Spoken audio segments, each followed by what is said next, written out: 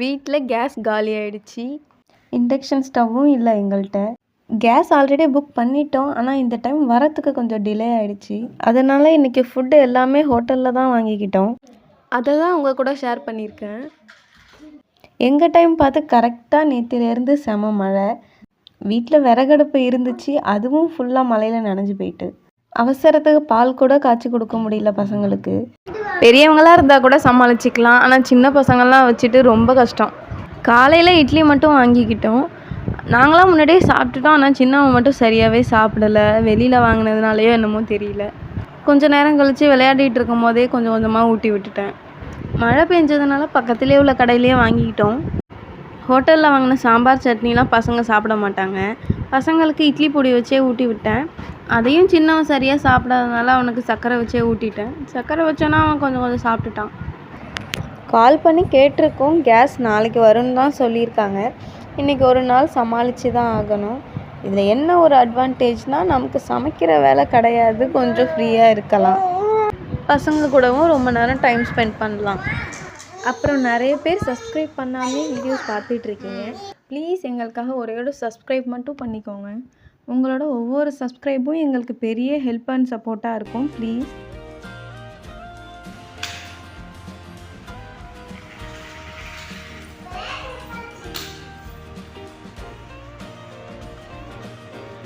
எங்கடா போகிற தர்ஷு? ஏன் அங்கே போய் உட்காந்துருக்கேன்?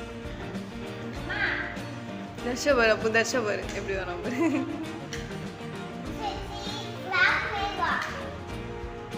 ஃப்ராக் மாரி வரணும்.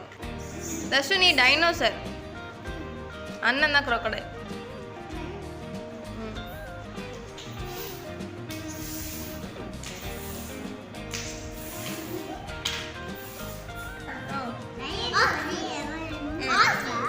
ஹார்ஸ் அடி. சரி, அப்போதான் கவு தர்ஷு ஹார்ஸ். கவுக்கும் ஹார்ஸுக்கும் ஃபைட் பண்ணுங்க. கவுக்கும் ஹார்ஸுக்கும் ஃபைட் வைங்க.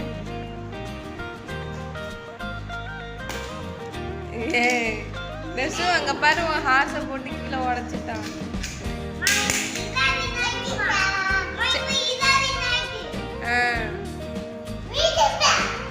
என்னது?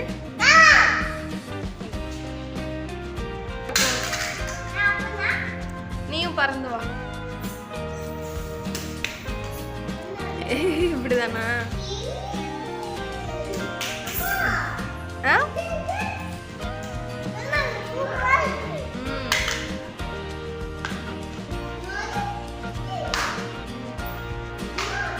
நடி மாடு முட்டுதா? இப்போ ஃபைட்டு வை ரெண்டு பேருக்கும். விழுந்துருச்சு மாடு. கையில் அடிச்சுக்க. காஃபியா? எனக்கு வேணா போடுறேன். சரி சரி ஜி, எனக்கு வேணா போங்களா? சரி சரி கொடுங்க. அம்மா ஈ மிச்சதா? சி. அப்புறம் மதியம் லஞ்சுக்கு ஒரு லெமன் ரைஸும் ஒரு மீல்ஸ் மட்டும் எங்களுக்கு வாங்கிக்கிட்டோம். ரெண்டு பேருமே சுத்தமாக காரம் சாப்பிட மாட்டானுங்க.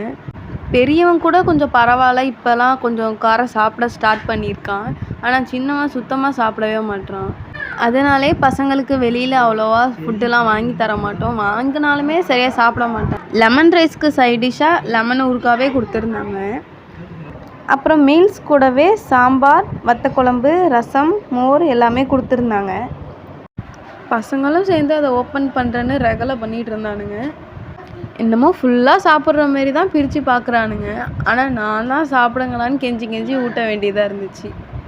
என்னடா குழம்பு மட்டும் கொடுத்துருக்காங்களே, சைடிஷ்லாம் கொடுக்கவே இல்லையேன்னு பார்த்துட்டு இருந்தேன். அப்புறம் பிரித்து பார்த்தா தான் தெரியுது, உள்ளே வச்சுருக்காங்க. உள்ளே ஒரு வாழை இலை வச்சு அதில் வச்சுருக்காங்க. அதில் என்னென்ன இருந்துச்சுன்னா, ஃபஸ்ட்டு அதுலேயும் வந்து லெமன் ஊறுகான்னு தான் நினைக்கிறேன். அது எனக்கு சரியாக தெரியல. அப்புறம் பீட்ரூட் பொரியல் கொடுத்துருந்தாங்க. அது கூடவே வந்து கத்திரிக்காயில் ஏதோ ஒரு தொக்கு மாதிரி செஞ்சு கொடுத்துருந்தாங்க. ஆனால் நல்லா தான் இருந்துச்சு. லெமன் ரைஸ், மீல்ஸு எல்லாமே நல்லா தான் இருந்துச்சு. லெமன் ரைஸில் பச்சை மிளகா போட்டு செஞ்சுருக்காங்க. அதனால பசங்களுக்கு கொஞ்சம் காரமாக இருந்துருக்கு. பெரியவன் சாப்பிட்டுட்டான். ஆனால் சின்னவன் தான் அதையும் சரியாக சாப்பிடல. அப்புறம் அவனுக்கு ரசம் ஊற்றி பார்த்தேன். ரசம் நல்லா தான் இருந்துச்சு, காரம்லாம் அவ்வளோவா இல்லை. அப்புறம் லாஸ்ட்டாக ரசம் ஊற்றியே 2 பேருக்கும் கொடுத்துட்டேன். இதில் லெமன் ரைஸ் எனக்கு ரொம்ப பிடிச்சிருந்துச்சு. ஆனால் சைட் டிஷ் தான் அதுக்கு எதுவும் சரியாக கொடுக்கல. ஆனால் மீல்ஸ்க்கு கொடுத்த சைட் டிஷ்ஷோடு சேர்த்து சாப்பிட்டு பார்த்தேன், சூப்பராக இருந்துச்சு. அப்புறம் நைட்டுக்கு உரப்படை வாங்கினோம். எங்கள் ஊர் கடையில் உரப்படை சூப்பராக இருக்கும். எங்கள் அம்மாலாம் உரப்படை செய்யும் போது அதில் ஏதாவது சேர்த்து பண்ணுவாங்க. இந்த சுரைக்காயோ இல்லை முருங்கைக்கீரை, முக்கியமாக பப்பாளி சேர்த்து செய்வாங்க. அது சூப்பராக இருக்கும். அதுக்கு செங்காயாக உள்ள பப்பாளி எடுத்துக்கணும். அதை தோல் சீவிட்டு அதை துருவி நம்ம அந்த அடை செய்கிற மாவில் கலந்துக்கணும். எப்போயுமே நான் தான் எங்கள் அம்மாவுக்கு துருவி தருவேன். கடையில் வாங்கினது ப்ளெயினாக தான் செஞ்சுருந்தாங்க. அப்போவும் நல்லா தான் இருந்துச்சு. அந்த அடைக்கு சைடிஷ்ஷாக ஒரு தேங்காய் சட்னியும் சாம்பாரும் கொடுத்துருந்தாங்க. அப்புறம் பசங்களுக்கு சப்பாத்தி தான் வாங்கியிருந்தோம். சப்பாத்திக்கு குருமா கொடுத்துருந்தாங்க. சப்பாத்தி நல்லா சாஃப்டாகவே இருந்துச்சு. பசங்களும் சாப்பிட்டாங்க. கேஸ் இல்லாமல் சமைக்காமல் எங்களோட ஒரு நாள் இப்படி தான் போச்சு.